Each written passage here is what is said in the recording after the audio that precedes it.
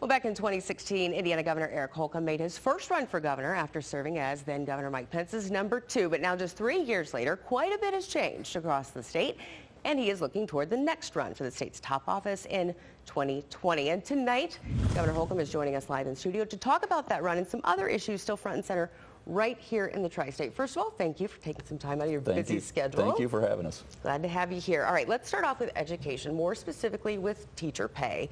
Now, you started earlier this year, you announced during your State of the State address, you're going to start the Teacher Pay Commission to discuss that very topic.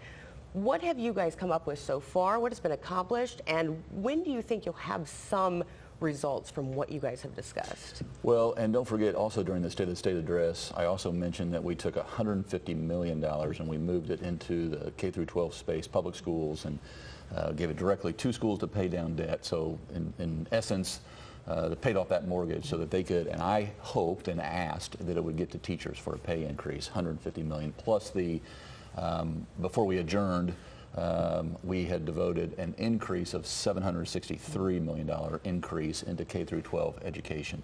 So when you look at our whole budget, right now, Indiana contributes just north of 50% of our total budget to K through 12 education. And when you take out Department of Child Services and Medicaid, that's another 2/3 of that remaining half. So we're left with a third left. Left of that half. And so we said, look, I don't want to do this every 2 years and figure out how much to increase. We need to systemically address this issue. And so just like we addressed in 2017 the long-term infrastructure plan, which gave us a 20-year, $60 billion infrastructure plan in place, just like we addressed the child services issues that we had to address, the good, the bad, the ugly. We got that report. We're implementing and executing on all of those 18 recommendations. So we need to address this. It's just as important that we get this right. Teachers are the real linchpin to our economic development in the future, and so it's the whole pipeline that we have to address. And so the Teachers Compensation Commission has come together, advisory group as well. They've met.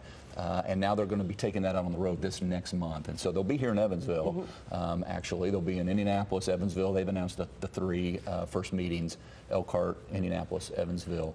And then we also have a portal. We have a website that hundreds of people have already gone on. I've been barnstorming the state since Saturday. I've been in Noblesville, Greenfield, Shelbyville, Franklin, Leavenworth, Jeffersonville, New Albany, here now. And I said I made an announcement on Saturday, but I'm really out listening to what's on people's minds. And you heard what I said. Now I want to hear what you say. And I'm going to continue to be the most, I hope, accessible governor there's ever been. And I'm encouraging along the way when I'm fortunate enough to have conversations with teachers on these stops, and they'll continue indefinitely. We'll be in perpetual motion. I want teachers to be part of this solution, because we have to know right now we've got 92 counties that operate differently, different school corporations. I mentioned what the state contribution to K through 12 is. There's also the local component, and with that increase of $763 million plus that $150 million, we also devoted $37.5 million to teacher appreciation grants that go directly to teachers. Come this fall, locally, teachers' contracts are bargained locally. So we're hoping, and I've been asking, are those dollars going to get to teachers?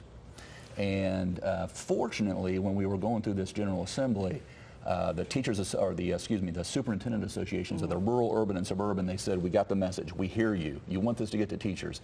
So I think there's a good first step underway right now. It'll be this fall. And then the commission has up until, it won't be that long, but has up until the 2021 budget session when we start to allocate these dollars.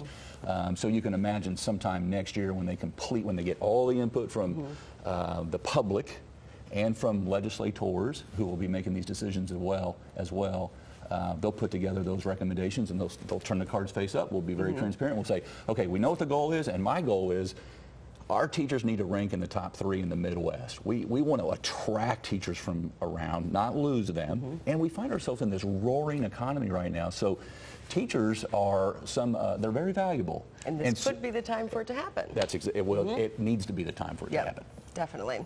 Well, we're almost out of time here, but real quickly, you in a recent poll had a 54% approval rating across the state, very high with Democrats, independents. So are you kind of capitalizing off of that going into this whole year of campaigning that's ahead of you now, or? I'm gonna continue to be the same guy I was the last 2.5 years, the next 2.5 years. Seems to be working. Absolutely, yeah, we're in a strong position. Don't take anything for granted. I think that good policy will translate into good politics, they say, and that'll take care of itself. But I said Saturday this would be somewhat of a different kind of campaign to many, because we're going to be telling the Indiana success story through other people's voices, their faces, because programs that we now have in place are transforming lives for the better. And it's more credible for people to hear from folks who have gotten onto the road to recovery. I just saw your piece on the opioid epidemic. We're watching people recover from some of these addictions. We're watching people skill up and double and triple their salary because of some of these personalized programs. I want them to tell their story. It's much more credible when you're in the same situation and you see someone else skilling up, so to speak. To hear it from them, not just me. And someone talking to you. That's about exactly something, right. for sure. All right. Well, thank you so much for coming in and talking to us. We Great to be with appreciate you. it so much. Thank you.